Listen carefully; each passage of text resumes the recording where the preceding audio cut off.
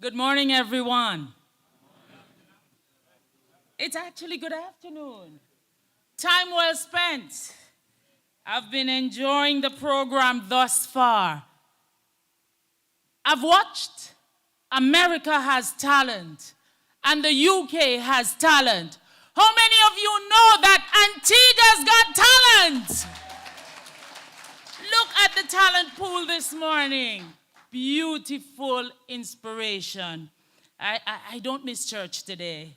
It's happening all here. And Pastor, what a sermon. Wonderful. Praise the Lord.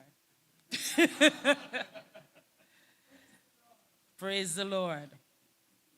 Antigua and Barbuda's Workers' Union General Secretary, Senator David Messiah, Antigua and Barbuda Workers' Union President, Kim Riley, former Prime Minister of Antigua and Barbuda, Honorable W. Baldwin Spencer, I believe I should have said doctor as well, Leader of the Opposition, Honorable Jamal Pringle, other parliamentarians, senators, and government officials, Labor Commissioner, Mrs. Eltonia Anthony David, former Antigua and Barbuda Workers' Union President, President Maurice Christian, former Ambassador, Sir Dr. Carl Roberts, Executive Secretary of the Antigua Barbuda Hotels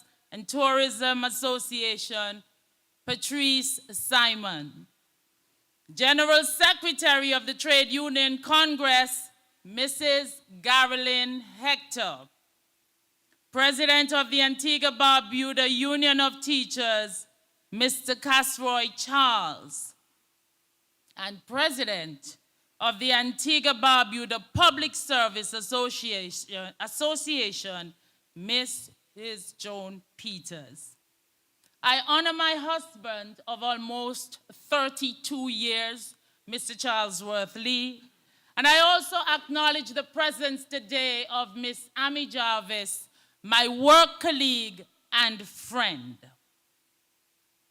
I pause to express my profound honor of being invited to deliver the feature address at the 58th Annual Delegates Conference of the Antigua and Barbuda Workers' Union. An esteemed occasion indeed. It embodies the vision, the spirit of progress in labor relations, and the enduring legacies of men and women who over decades were valiant champions of workers' rights.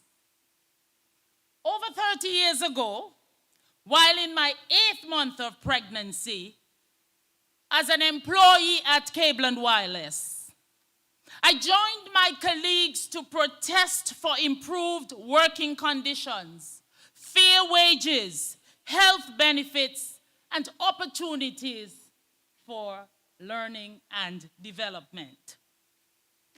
Despite my aching feet and my swollen twin stomach, I dared not offer an excuse to break rank.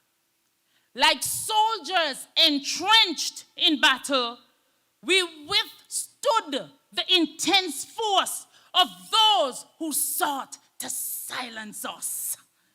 We did not falter. We did not fragment.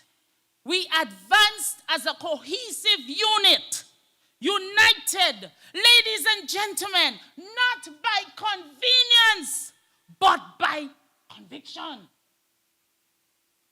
On that day, and for many years after, we proved that solidarity, it's not just a word, it's a force. International operators, cleaners, engineers, sales personnel, technicians, customer service representatives.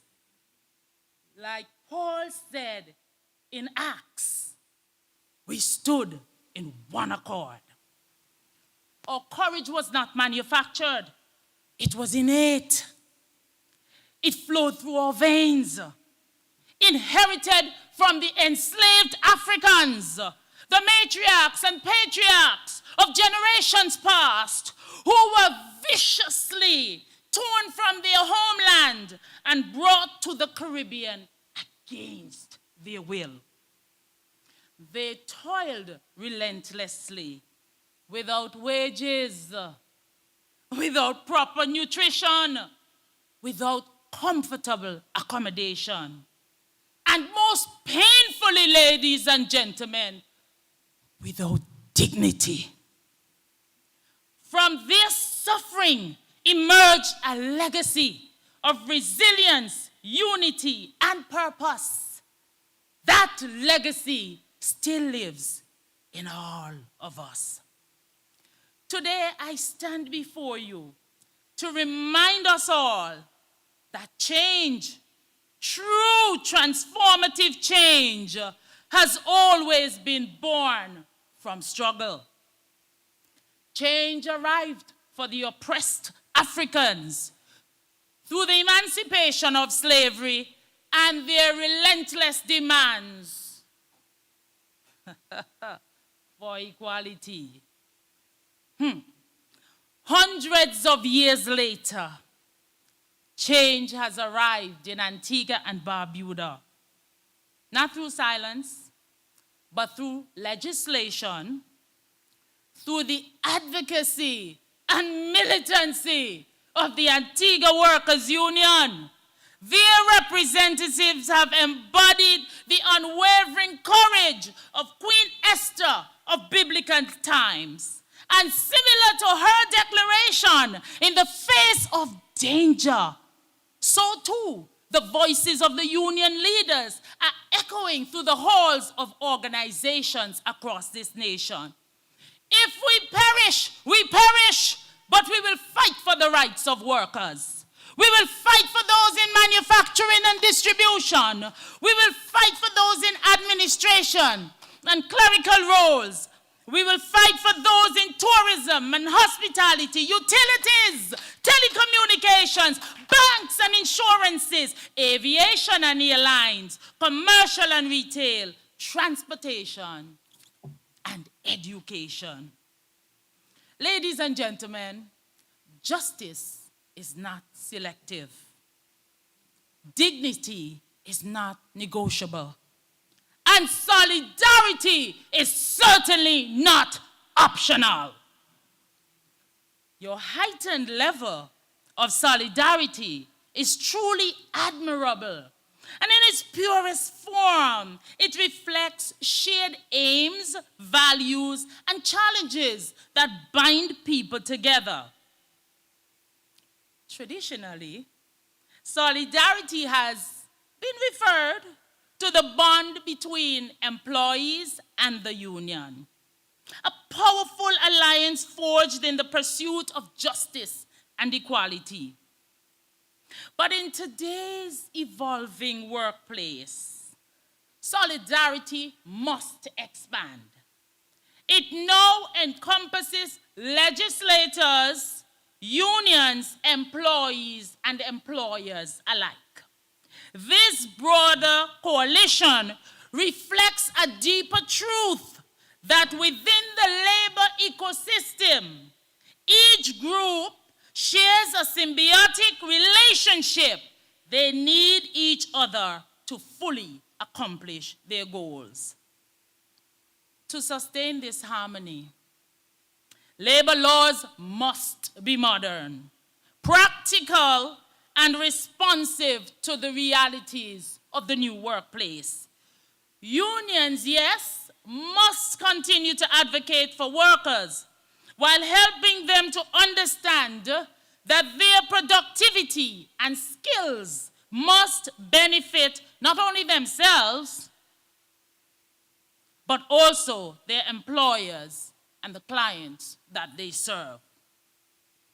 Employers, in turn, are expected to uphold their end of the bargain, their social contract, by paying fair wages, offering meaningful benefits, and creating safe environments where workers don't merely survive, but they actually thrive. As Mr. David Messiah, General Secretary of the Antigua and Barbuda Workers Union, rightly referenced in a magazine from a past celebration, these challenges are multifaceted. They include, but are not limited to, the pressures of globalization and economic recessions. This is real, both of which have profound impacts on our national economy and workforce stability. We also face the rapid rise. We've seen them in micro, small, and medium enterprises. And yes, these businesses are essential to our economic development, but they often operate outside of the traditional union structure. And I suppose it makes it very difficult to maintain the union density of former years. This is an interesting one, the migration of the labor movement, and that in itself presents a unique challenge as well. And for unions to remain effective, labor must be organizable. Fragmented and transient workforces will weaken the foundation of collective bargaining and solidarity.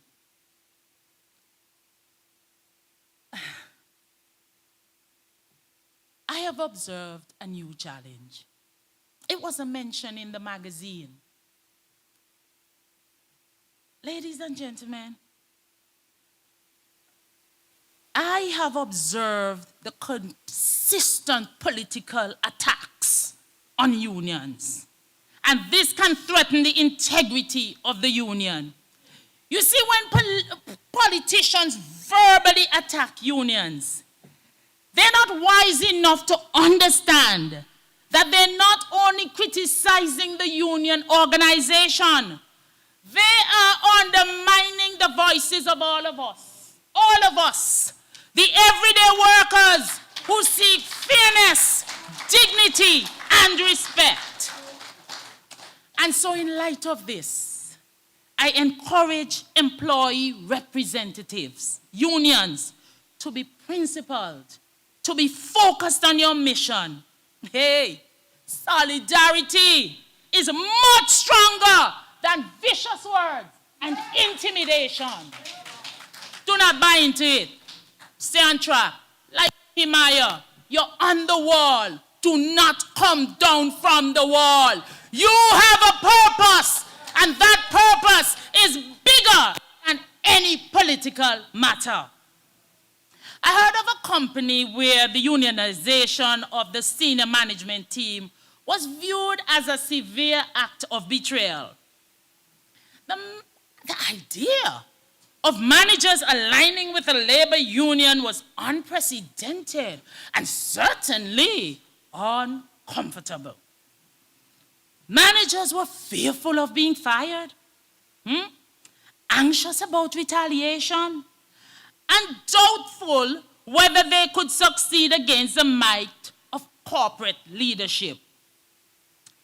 Despite the looming threats and emotional toll, the people pressed forward. They bore deep wounds and scars from the battle. And in the struggle, they found resonance with the works of the 34th presidents of the United States of America, with the words actually. Dwight D. Eisenhower declared, "Only a fool would try to deprive working men and working women of their rights to join the union of their choice." Against all odds, the employees prevailed.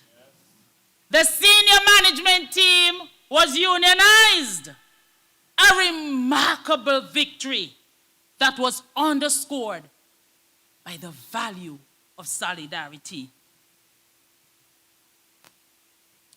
Be careful what you do in life.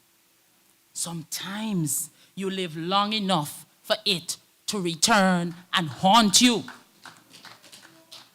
Less than 3 years later, the roles of those who rallied against unionization became redundant. They became beneficiaries of the battle that caused them discomfort. Protected by the very structure that they had resisted, they experienced firsthand the value of collective representation. Ladies and gentlemen, this is not just an account of unionization. It is about the courage to challenge entrenched norms, the strength to endure adversity, and the wisdom to recognize that solidarity is essential. In Antigua and Barbuda, we stand on the shoulders of union giants, past and current, pioneers of the union movement, Dr. the Honorable Baldwin Spencer, Sir Keithlin Smith, and lest we forget, the Honorable George Walter, former Prime Minister of Antigua and Barbuda. They constructed a foundation, a firm one, I might add, that is fortified still daily by the bravery and commitment of current union representatives, Mr. David Messiah, Mr. Chester Hughes, along with their dedicated teams. The fight for victory, the fight for dignity in the workplace belongs to everyone, regardless of rank, role, or background. It is a collective mission that demands unity, vigilance, and unwavering resolve. Future generations, ladies and gentlemen, will celebrate us for their employment opportunities, the ones we are creating now, and for empowerment that will certainly transform their lives. And speaking about transformation, I think it's an excellent segue to introduce the advancing technology of the workplace.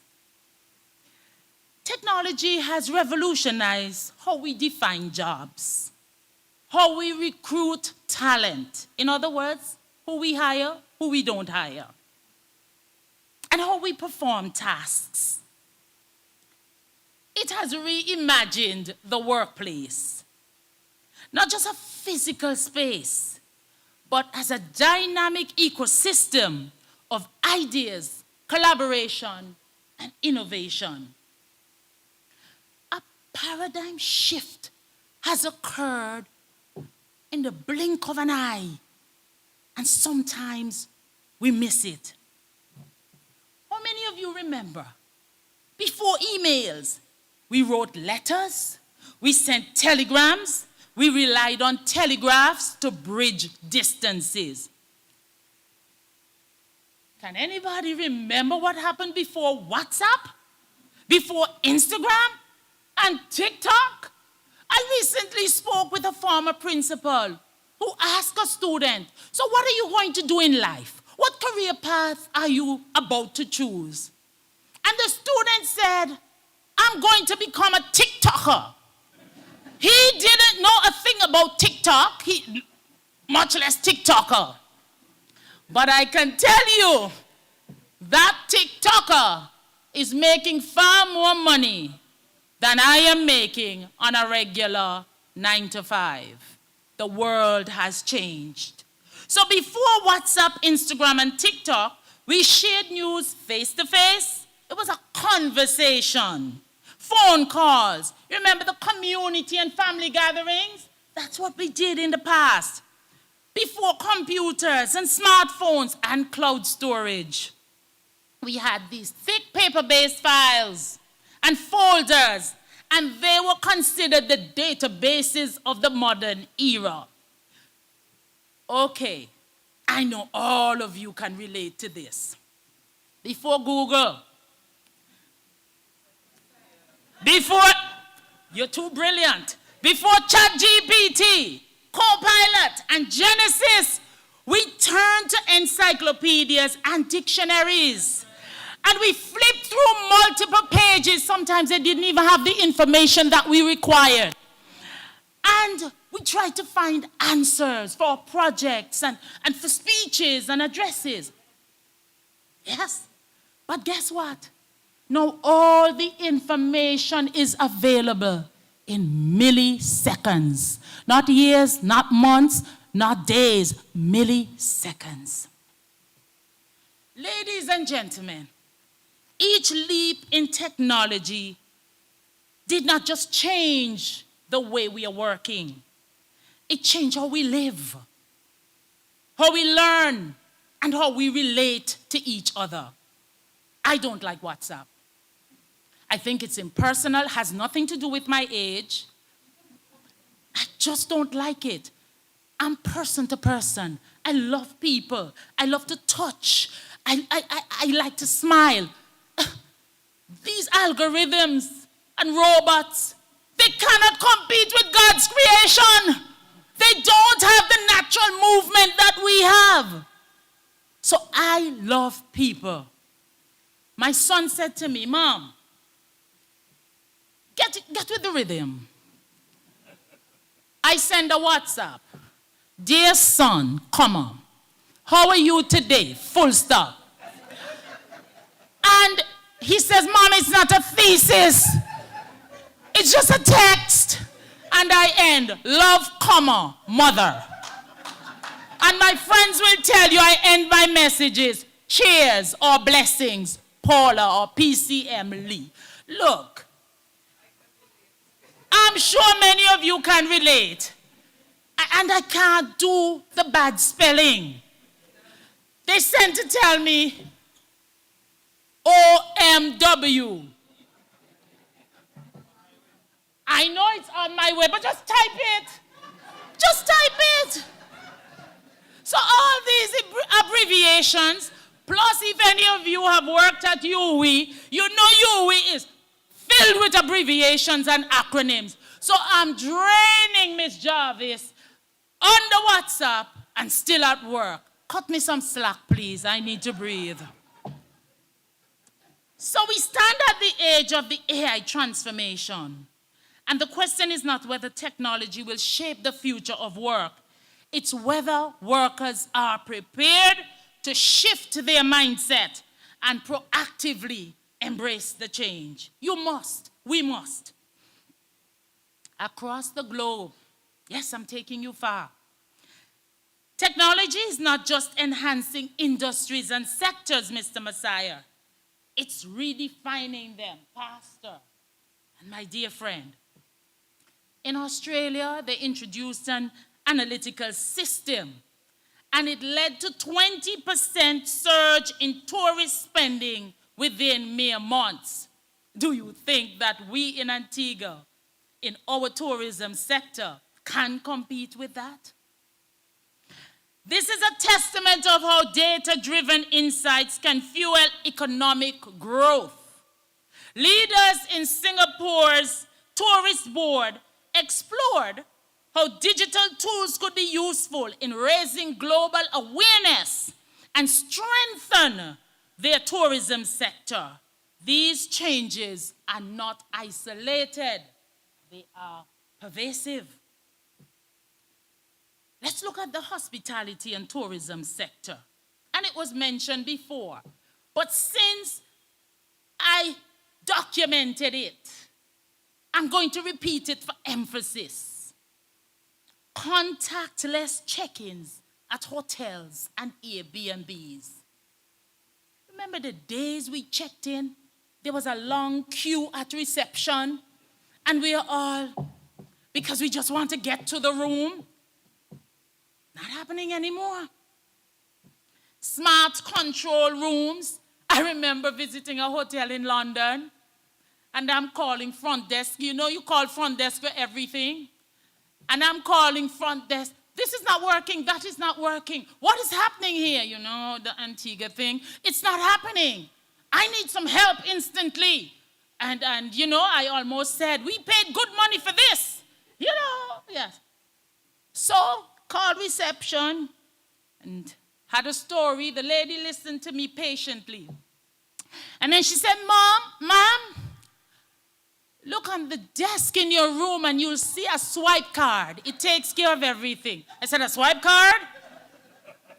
The card did everything. The shower, the everything, the bathroom, everything. So I was traveling for the Electoral Commission when this happened, right? And I said, Lord, God bless the Antigua and Barbuda Electoral Commission, because I would not, if I had to pay, be in this hotel in London. Lots of luxury. Lots of luxury. Yes? But that's where the world is going. And they have mobile apps offering real-time booking, and local insights have become the norm. Retail. Uniqlo in the US. I like Uniqlo. And the last time, Miss Shawn, I went to Uniqlo, I'm standing, getting ready to check out. And they asked me if it's customer service assistance I needed or checkout. So, you know, sometimes you can think, well, don't you see me with the... But he didn't say, checkout. And he pointed me to the checkout. There was what looked like a kitchen sink, deep. And I placed the items in that. And it said, you're checking out 7 items. I said, but hold this thing, look. 1, 2, 3, it's right. And then I scanned them. And then it asked me if I needed a bag and all of that. Look. It can be dizzying. It can be overwhelming. But I'm just sharing these insights to let you know that for someone like me who's married to a technician and I understand technology sufficiently to get by, sometimes it's just too much. But I must not slacken my ride, because it's here to stay. And if I do not ride that wave now, and I choose to ride it later, I'll be several years behind. Yes, because while we hesitate to ride the wave, there are many people who are already a far distance ahead. So we still have a lot of catching up to do. Yes? So all these retail systems, personalized shopping experiences, are powered by AI. They have us covered, you know. I am simply looking for a book. Why are you sending images to me of shoes and clothes and things that I didn't purchase? I just viewed them. And then there's a little note that says, we thought you might be interested in these items because you would have viewed them. Technology is so presumptuous. In offices, remote file access, electronic record keeping, and virtual meetings have become standard and signal a shift that they may lead to job displacement. The transformation is not just technological, it's structural. And so leaders in private sector and public sector must continuously reshape business models, tailor products and services to evolving customer needs with the aim of improving financial performance, operational efficiency, and convert ideas into practical solutions. So my charges, employees, employers, unions, legislators, my audience, listening here and viewing via social media. To thrive in the new world of work, we must foster a culture of collective resilience, innovation, and continuous learning. So having underscored the critical importance of solidarity among all stakeholders and the sweeping technological advances that continue to redefine the world of work, I now issue a call to collective action. Yes. To the representatives of the Antigua and Barbuda Workers Union, you need to strengthen partnership with legislators, employees, and employers to forge a palatable, inclusive, and forward-thinking pathway for all individuals navigating the rapidly changing workplace landscape. This is not a time for silos. It is a time for synergy. It is not a time, workers, for resistance. It is a time for reinvention. Not a time for fear, but a time for empowerment. And so as we celebrate the 58th Annual Delegates Conference, which is indeed a commendable milestone, I beseech you to empower workers in the changing workplace. Help employees to be relevant and protected by demanding transparency. Yes, demand it in how AI automation are deployed across the workplace. Don't allow employers to sneak it in. Your advocacy can ensure that these technologies augment human labor, not replace it. So technicians who would have worked on the legacy systems of the past, if you have a new system, why make them redundant? Retool them, help them to relearn, understand the new system so that they can have the dignity of employment and can take care of themselves and their families. Involve workers in assessing potential impacts of AI systems on job roles, workflows, privacy, that's a big one, and morale.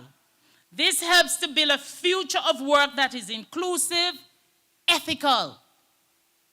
We must focus on ethical. That word, ethical, when we're thinking of AI, always. Advocate for digital equity, ensuring that all workers, regardless of role, location, or background, has access to essential tools, reliable connectivity, safe and comfortable work environments.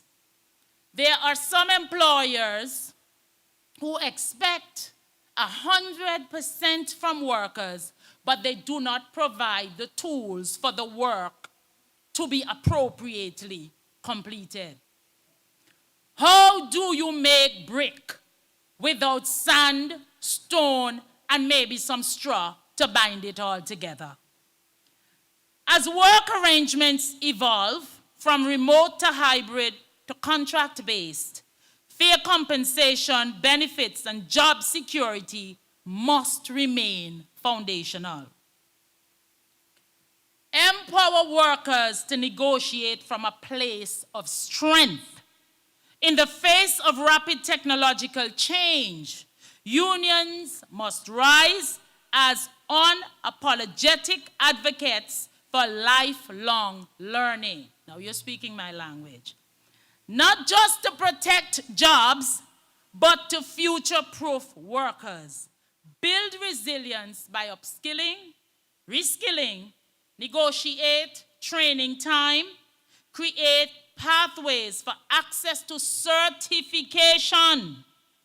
Too many people are happy with a certificate of participation. Get a certificate of proficiency. Get a certificate that offers credits. Establish strategic partnerships with educational institutions to deliver relevant high-quality training that meets local and global demands. And so, you know, I'm the executive director of the Lifelong Learning Unit at the University of the West Indies Five Islands campus. So I have to share a troubling insight with you. Although we have been speaking about the diminishing roles as a result of AI, 80% of the individuals who are registering for courses, they insist on registering for the administrative courses. They're going to be obsolete in a minute.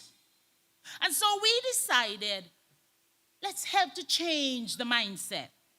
So we said, let's offer developing critical thinkers, AI in job functions and in personal use, exploring computers and smart devices. And we struggle for those classes to be fully subscribed. But the phone rings. Hi, good afternoon, how may I help you? Mrs. Lee, when is the supervisory course about to start?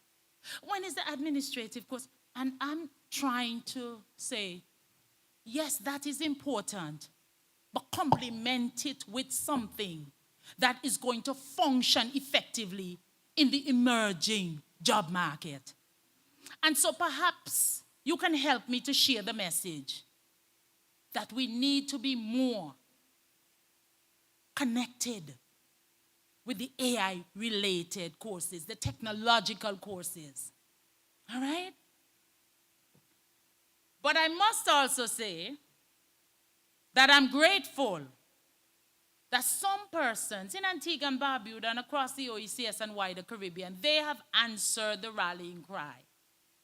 And so on the 30th of October this year, whereas last year 300 and maybe 50 plus persons graduated from the Lifelong Learning Unit program, this year there are 400 plus students who will be graduating. Why is that important?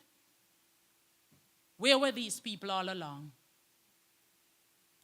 What is happening is that we are creating a culture where employees are understanding the value of lifelong learning a little better this year than last year and the year before. And so the unions and employers and us, responsible people, the politicians, and Sister Giselle and Sister Sean and all of us, Sister Karen too, we're pulling you in. We must all continue to advocate for workers' rights, yes. What is a right as a worker if you don't have a job?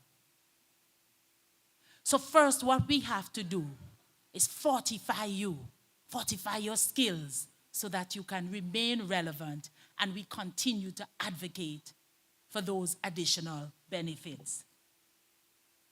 And the archaic labor laws that no longer reflect the realities of the modern workplace. We have to advocate boldly for these laws to be amended and reimagined to ensure that workers do not fall outside the boundaries of labor protections.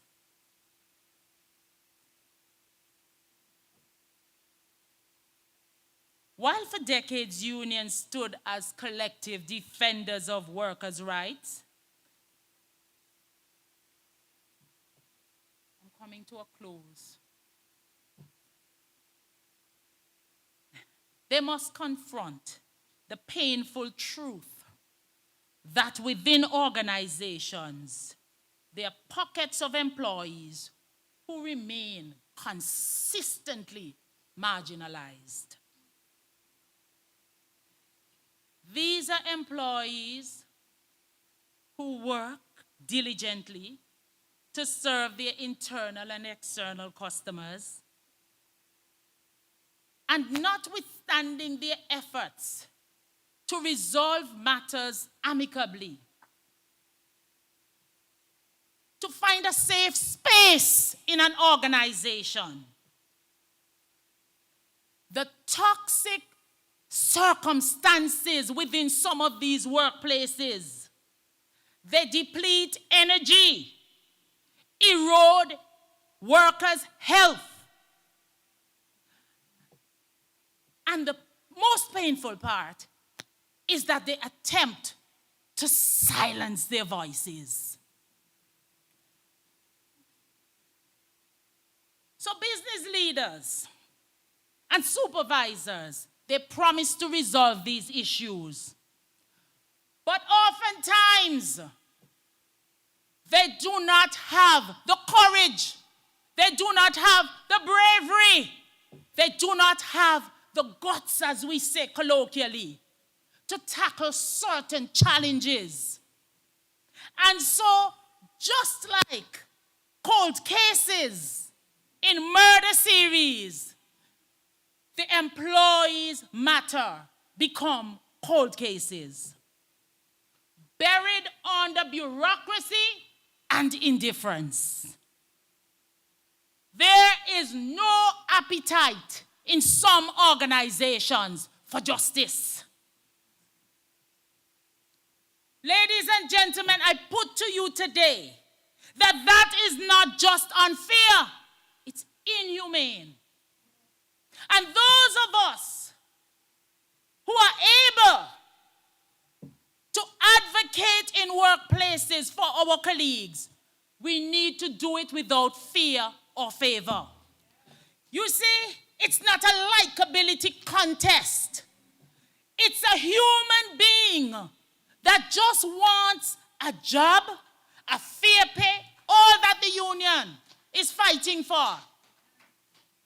And then you arrive at work, and it's just trials and tribulations from morning until noon. And sometimes it's not for a day, it's not for 2 days, it's not for 3 days, it's consistent.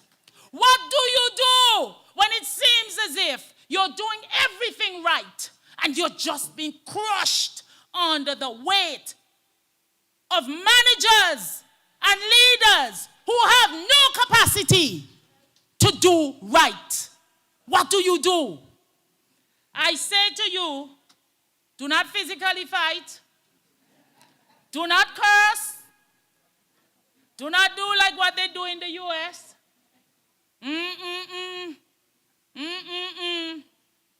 The union is here to help you. The Antigua and Barbuda Workers Union is here to help you. They will help you to fight your cause and stay on top of it. Stay on top of it. Stay on top of it. Don't let it become a cold case. I know everybody's experience might not be the same. But what I would say to you is I came upon a quote several decades ago, and I've never forgotten it. A drop of water each day on a solid rock will eventually wear that rock down. What am I saying to you? Be that drop of water every day that wears down the rock of the union until you get results. That's what I'm saying to you. So I challenge the Antigua and Barbuda Workers Union to walk another mile. While you are advocating for fair wages, benefits, and safe working conditions, actively work within the private sector, public sector, and society to amplify a culture of kindness. Let us build workplaces where every voice is heard, every person is valued, mental health is protected, empathy is embedded in leadership. Justice is not delayed. It is delivered. And ladies and gentlemen, technology may shape the future of work, but kindness must shape the soul of mankind. So I thank you very much for the courtesy of your time. May the Lord bless you richly. May the Lord bless Antigua and Barbuda. Good afternoon.